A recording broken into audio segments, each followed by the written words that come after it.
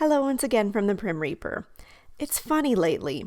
I'm having a harder time writing videos, not necessarily because there isn't enough content, but because there is too much content and I feel like I get burned out on it more easily. You know me, I'm not one to want to run my mouth on a subject unless I feel like I can reasonably contribute to the discussion. However, what often happens is that something in any given month will strike me personally, and in that way I'll feel compelled to respond to it and expand my own views and experiences to the larger picture. That very thing happened to me this month. I've been sitting on my laurels a bit with all of the anti-racism discussion. After all, I had already covered the subject of racism in my old misuse of words video from a few years ago, and I feared that if I went into it, I might come across as repetitive. However, the anti-racism rhetoric is creeping ever more steadily into my own life. Specifically, everyone at my place of employment will be needing to take anti-racism training. Undoubtedly, had I not just graduated, I would likely be needing to add a similar sort of thing to that as well. So I thought, okay, let's take a deeper look at all of this and address some of the reasons it gives me a bit of pause. I have been taking down some notes as they come to mind the past few days, but I think it could be a good idea to just pull up an article in general to help me organize my thoughts a bit. Actually, I pulled up a few, both from Google and Bing searches just to see the different results. This one seems like it will do the trick. What is anti-racism, and what do experts say you can do? Anti-racism is fundamentally identifying the structures, policies, and beliefs that create racism in society, said Terence Keel, an associate professor at UCLA with a split appointment in the Department of African American Studies and the school's Institute for Society and Genetics. Anti-racism work involves education, it involves organizing, and it involves knowledge sharing at its core. Whether you're a person of color or white, anti-racism is moving from being a non-racist or a colorblind person toward commitment to racial healing and justice, says Annalise A. Singh, Associate Dean for Diversity, Equity, and Inclusion at the University of Georgia's School of Education. Okay, let's pause for a moment. Before I go any further, I want to address the idea of racism and this supposed new idea of anti-racism. I'm not under any circumstances going to state that racism is no longer a problem that exists in our society, because it very obviously does, and knowing the follies of human nature, I sadly don't foresee that ending anytime soon. However, you are not going to see racism as a concept being widely supported in civilized discourse. What I mean to say is, if a stranger were to step into a room chuckling, saying, "Stupid just cut me off as I pulled in the parking lot. Am I right?" You can bet your bottom dollar that not a single person in the room will be looking upon that person favorably. I was on public transit one night, and a man made a racist statement to a pair of Sikh gentlemen sitting near the front of the train before getting off. The communal reaction was not one of acceptance for what that man did.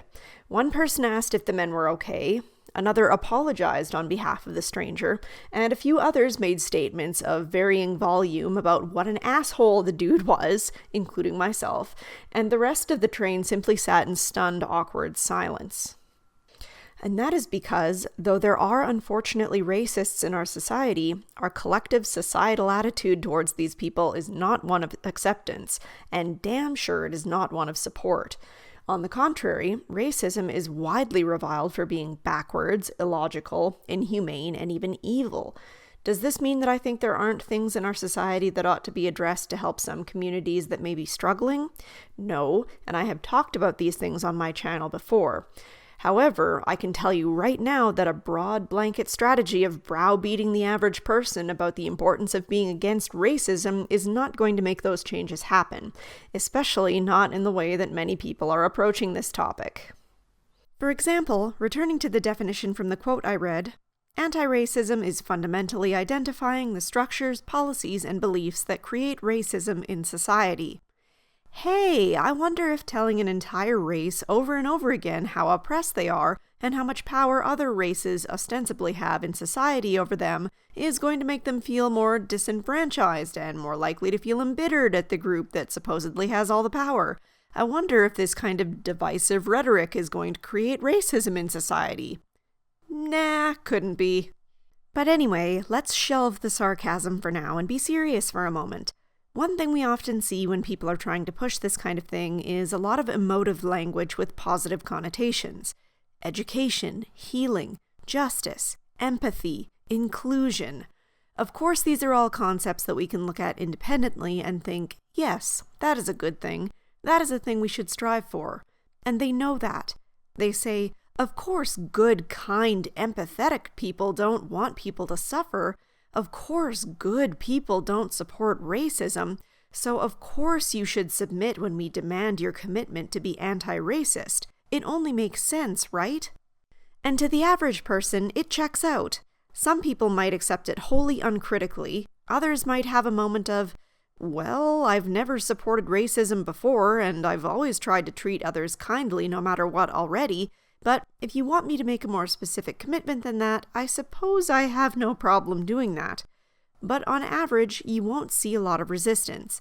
Even on its face, the idea of being against anti-racism, well, that kind of sounds a little like being pro-racism, doesn't it? And you wouldn't want to do that. So where does my hesitation start to come in? Well, let's look at the next paragraph in the article. Taking on anti-racism work will look different depending on who you are, experts said. There is an inherent privilege to being born white, Keel said, and part of that privilege is the freedom of not having to think about how society is organized to benefit white people. Part of anti-racist work for people who are white is understanding the structures, laws, and socially accepted beliefs that construct their privilege and white identity. There it is. I'm not even going to start with the whole white privilege thing now. More broadly, the reason I have such an issue with the focus on identity politics as a whole is because it is necessarily divisive. It picks out individual people and highlights the differences between them, and tries to make claims about people's experiences based on these differences. And we're not talking about obvious differences like wealth. No, the focus is usually on innate traits that can't be changed. You have black skin, you are de facto in a lesser position than people with white skin. You are a woman, you are de facto in a lesser position than men, etc., etc. There are a couple of problems with this. First, a focus on innate traits offers no guiding compass for behavior change in order to positively impact one's outcomes. If you have someone who is lazy and unmotivated, there are ways to target that individual's interests and motivations and help them see the benefits of hard work and pushing themselves past complacency. If you have someone who struggles with a task or lacks job skills to get themselves into a relevant career, these are things that can be targeted for change, be it with helping that individual to study or take new programs to help improve their higher ability. But if you tell someone that the only reason that they're in a difficult position in their life is because of their skin color, well, there's not exactly a way to magic a black person into a white person, or whatever other perceived privilege direction one might want to go. So rather than give people hope that they can affect positive change in their lives by building up internal skills and self-confidence, you take all of that power away from them and sow helplessness, despair, and distrust in those who are different from them and hold all the supposed power. This is to say nothing of the fact that you can then go on to have one person claim that certain problems in their life are because of their skin color or someone else's skin color, but then you can have another person who completely rejects this idea and says that their skin color didn't impact their journey in any meaningful way, or in some cases, maybe even positively impacted it. Which of these individuals' experiences is more valid? Well, if we want to believe that the other individual's struggles rested solely upon their race, the individual who succeeded despite that pokes some holes in that theory. Similarly, the people that the initial person claims are privileged and holding them back certainly may not be universally so, and in fact potentially face their own challenges as a result of their cultural background as well. Furthermore, if we continually push this narrative that certain racial groups have all the power and that others have none of it, is this not a highly disempowering and discouraging view to take?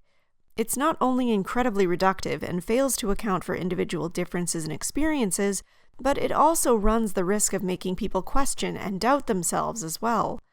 A black person who begins hearing constant messages starting in university of their lack of power and privilege and ways they have suffered because of their skin color may begin to view their life through that lens, even if they had never thought of their situation that way before. They may start looking at situations that otherwise had nothing to do with race and start second-guessing. Wait, was this actually because I was a black person? It's the same thing that feminism does with being female and attributing problems to the patriarchy. We aren't born with these ideas in our head. We begin to hear theories around us that provide explanations for our experiences. Like a chicken and egg scenario, the way we experience our lives impacts the theories we hear that speak to us. However, the theories we hear can also change the way we look back upon and interpret our own experiences. You can transform just about any experience you may have had by looking at it this way. What I do know is that we have demonstrable examples of how this focus on racial identity is impacting us. We have people claiming that only certain groups with supposedly less power are allowed to be victims of racism, which is giving some people license to then make demands, hurl accusations, and, yes, make racist statements against the groups they feel they cannot be racist against. We have people making racist remarks against other people of their own race for daring to disagree with them. We now have people unironically calling for racial segregation in student dormitories, and they're the ones who are meant to not be considered the racists here. And perhaps worst of all, we still have no concrete goal in sight to guide our actions to any supposed positive change. Not as a result of all the anti-racism hand-wringing, at least. Rather than working towards tangible goals like helping black families to stay together, or focusing on improving schools or infrastructure in black communities, we're making embarrassing token gestures that aren't accomplishing anything except highlighting probably undeserved guilt. For example, people stepping down from roles to suggest that their replacement be a person of color, or suggesting children use alternatives to the game Hangman out of fear of appearing racially insensitive.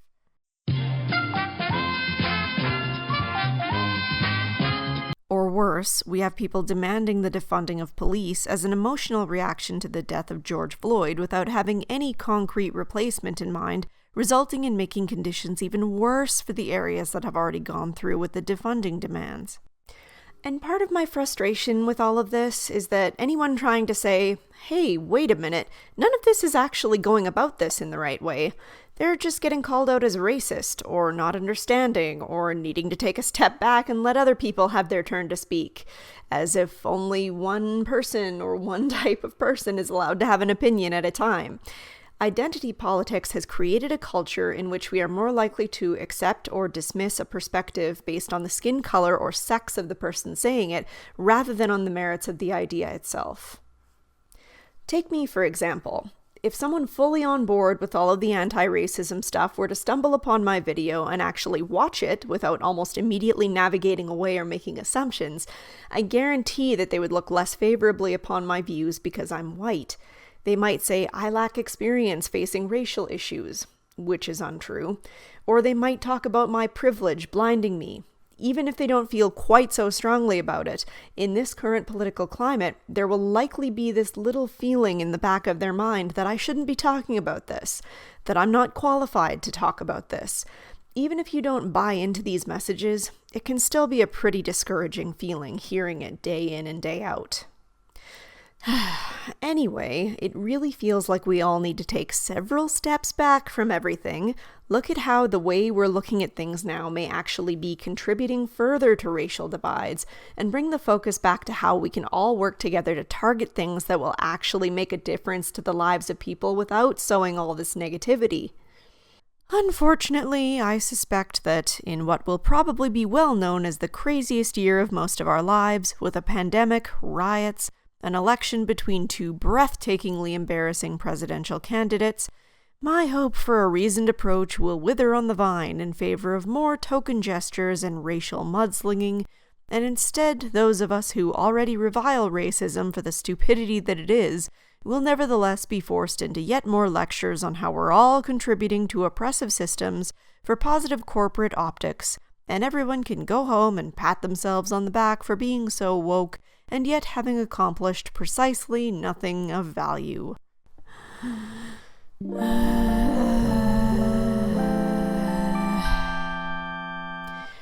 Thanks so much for watching, and I hope to see you all in the next one.